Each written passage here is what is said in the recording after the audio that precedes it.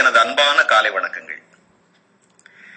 மனிதர்கள் ஒருவரோடு ஒருவர் இணைந்துதான் வாழணும். இல்ல, மனிதன் தீவு அல்ல, தீவு மாதிரி இருக்க முடியாது. யாரோடும் ஒட்டாமல் யாருடைய உதவியும் இல்லாமல் வாழ முடியாது. சில பேர் யாரோட ஒட்டாம வாழ்றவங்க இருக்கிறாங்க. ஏன் உண்டு, நான் உண்டு, என் வேலை உண்டுன்னு இருப்பேன் அப்படின்னு வாங்க. அடுத்தவங்களை பார்த்து சிரிக்க கூட மாட்டாங்க, பழக மாட்டாங்க. அவங்கள பத்தி யாரும் பெருசா கவனமும் பட மாட்டாங்க. ஆனா சரி, அப்படி கூட வாழ்ந்துடலாம். ஆனா பிறருடைய தேவைகள் அல்லது உதவிகள் இல்லாமல் வாழ முடியுமா? நான் யாருக்கிட்டயுமே எந்த உதவியும் கேட்க மாட்டேன் அப்படின்னு கூட நீங்க சொல்ல முடியாது. ஒண்ணுமில்ல, காலையில நடைப்பயிற்சிக்கு போயிட்டு வர்றோம், போயிட்டு வீட்டுக்கு வந்த உடனே கொஞ்சம் காபி குடிக்கலாம், இல்ல தேநீர் குடிச்சிட்டு உட்காரலாம்னு நினைச்சா உங்களுக்கு அதுக்கே நமக்கு வீட்டுல ஒரு ஆள் தேவைப்படும், கொண்டு வந்து கொடுக்க. நம்மளா போட்டுக்கிறோம், வீட்டுல இருக்க பெண்கள் அதை தயாரிக்கிறாங்க.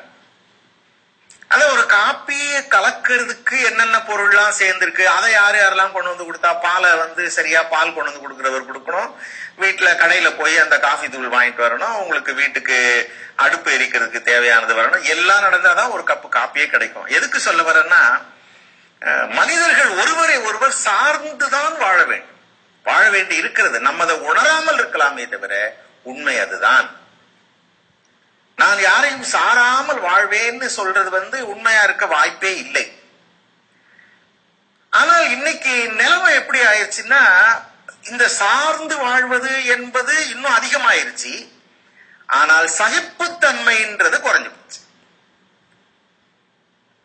சகிப்புத்தன்மைனா என்னன்னா வேற ஒண்ணும் இல்ல. இப்போ நம்ம ரெண்டு பேரும், நீங்களும் நானும் பழகிறோம் வைங்களேன், எதறியாமே நான் ஒரு தவறு செய்துவிடலாம். அது தெரியாமல் கூட நடக்கலாம். சரி, பழகினவன் தானே, சரி ஏதோ தெரியாமல் நடந்துருச்சுன்னு நீங்க நினைக்கிறது எப்படி இருக்கு? நீங்க ஏதோ ஒரு சின்ன தவறு செய்றீங்க, தெரியாம, சரி ஏதோ தெரியாம நடந்துட்டார் அவ்வளவுதான், நமக்கு தெரிஞ்சவர் தானே, இல்ல புதுசா அறிவு வந்தா கூட தவறுதெல்லாம் நடந்துருச்சுன்னு நினைக்கிறது எப்படி இருக்கு? அதுக்கு சண்டைக்கு இறங்குறது எப்படி இருக்கு? ஒண்ணுல இன்னைக்கு நீங்க சும்மா சாலை பயணங்கள்ல பாத்தீங்கன்னா, நீங்க நடந்து போனாலும் சரி, வண்டிகள்ல போனாலும் சரி, ஒரு சின்ன வண்டி ஒண்ணு உரசிட்டா அதுக்காக நின்று 30 நிமிஷங்களுக்கு மேல ஆனாலும் சண்டை போட்டுட்டு இருக்காங்க நம்ம ஆட்கள். அதுலயும் தன் மேல தவறுன்னு யாரும் ஒப்புக்கிறதே கிடையாது. எதிராளி மேலதான் தவறுன்னு பேசி பழகிறோம். அப்போ சகிப்புத்தன்மை இல்லாமல் போயிருச்சு. குடும்பங்களுக்குள்ள கூட அப்படி ஆயிடுச்சு. உடனே கோபப்படுதல், உடனே எரிச்சல் ஆகுதல். இதுக்கெல்லாம் இது நமது பட்டல உலக அளவிலேயே அப்படி ஆயிடுச்சு. இன்னைக்கு நீங்க உணர்வுகள் பாத்தீங்கன்னா, குழு குழுவாக சிந்தனைகள், குழு குழுவாக உணர்வுகள், அதனால வெறுப்புகள். உலகளாவிய சிந்தனையாக இதற்கு என்ன விடை இருக்க முடியும்? ஒன்று. இன்னும் ஒண்ணு பாருங்க, சில பேர் எப்போ நினைப்பாங்க என்னன்னா, எனக்கு எதுவுமே நல்லது நடக்காதுங்க அப்படின்னு சில பேர் சொல்லுவாங்க. என் நேரம் அப்படிதான் நடக்கும் இப்படி சொல்லுவாங்க. ஒண்ணு இல்ல, ஒரு நாள் ரயிலுக்காக காத்துட்டு இருக்கீங்க, ரயில் தாமதமா வந்ததுன்னா, இன்னைக்கு நான் வந்திருக்கேன்ல, அதான் ரயில் தாமதமா வரும். அதாவது தன்னை வைத்தே உலகத்தை பார்த்து தனக்கு எப்பவுமே தப்பாதான் நடக்கும், எனக்கு எதுவுமே நல்லது நடக்காது, இப்படி ஒரு சலிப்பு சிந்தனை சில பேருக்கு உண்டு. சரியா சொன்னா பாசிட்டிவா நினைக்க தெரியாது. தனக்கு ஏன் எப்போ இன்னும் சில பேர் இருக்கலாம், தனக்கு ஆறுதல் சொல்லக்கூட ஆள் இல்லைன்ற மாதிரி ரொம்ப கவலையா இருப்பாங்க. உடனே அப்செட் ஆயிடுறதுன்னு சொல்லுவாங்க பாருங்க, உடனே கவலைப்படுதல். இந்த குணங்கள் அப்போ விட்டு கொடுக்கிற தன்மை இல்லாமல், சகிப்புத்தன்மை இல்லாமல் இருத்தல், இன்னைக்கு உலக அளவுல நம்ம பார்க்கக்கூடிய இந்த செய்தி. அப்புறம் தனி வாழ்க்கையில எனக்கு இன்னும் கெட்டது நடக்குது, எனக்கு நல்லதே நடக்கிறது இல்லை. இன்னும் பொதுவா எல்லாருக்குமே மற்றவங்க எல்லாம் நல்லா இருக்காங்க, நான் மட்டும் இப்படி ஆயிட்டேன், எனக்கு ஆறுதல் சொல்லக்கூட ஆள் இல்லை, ஒரே கவலைப்படுது. கவலைப்படுதல் மாதிரி சிக்கல் எதுவும் இல்லை. மகாகவி பாரதி எழுதுகிறார், என்னை கவலைகள் தின்னத்தகாது என்று நின்னை சரணடைந்தேன் கண்ணம்மான்னு எழுதுகிறார். கவலைகள் மனுஷனை தின்னுடும்னு எழுதுகிறார். தின்னுதல்னா, கவலைகள் நம்ம தின்னும்னா என்ன அர்த்தம்? நம்முடைய மகிழ்ச்சி, நம்முடைய திட்டம், நம்முடைய எதிர்காலத்தை பற்றிய சிந்தனை எதுவுமே இல்லாமல் எது அடிக்கும்னா கவலை. இதெல்லாம் நினைச்சு பார்த்தா இதுக்கெல்லாம் பல்லாயிரக்கணக்கான ஆண்டுகளுக்கு முன்னால ஒரு தமிழன் சொன்ன ஒரு பாட்டு, இது எல்லாத்துக்குமே ஒவ்வொரு வரைக்கும் ஒரு ஒரு விளக்கமா இருக்குதுங்க. அதுதான் பெரிய வியப்பு. ஒவ்வொன்றும் வியப்பா இருக்கு. அது ஒரு மிகப்பெரிய பாட்டு தான். ஒரு 2-3 வரிய மட்டும் வேணா நம்ம பார்க்கலாம். அதை எழுதினவர் கணியன் பூங்குன்றன் ஒருத்தர். கணியன் பூங்குன்றனார் அப்படின்னு ஒரு மரியாதையா சொல்லுவாங்க. கணியன்னா ஒரு ஜோதிடக்காருன்னு சொல்லுவாங்க, கணக்கு எழுதுறவர்னு சொல்லுவாங்க. பூங்குன்றன் பேர். எத்தனை ஆண்டுகளுக்கு முன்னால அவர் சொன்ன இந்த மொழி, இங்க பாருங்க, இப்படி ஒரு பரந்த சிந்தனை ஆயிரக்கணக்கான ஆண்டுகளுக்கு முன்னால நம்முடைய தமிழ் மொழி உலகத்துக்கு கொடுத்திருக்குன்னா ரொம்ப வியப்பு தான். யாதும் ஊரே யாவரும் கேளிர், இப்படி அந்த பாட்டு தொடங்கு. யாதும் ஊரேனா எல்லாம் நம்ம ஊரு, எல்லாம் நம்ம ஊரு. அதனால நான் விசா வாங்காம போலாமான்னு கேட்க கூடாது. பொருள் அது அல்ல. அடுத்த சொல் என்ன சொல்லுகிறது? யாவரும் கேளிர். கேளீர்னு சில பேர் சொல்லுவாங்க. கேளீர் அல்ல, கேளிர்.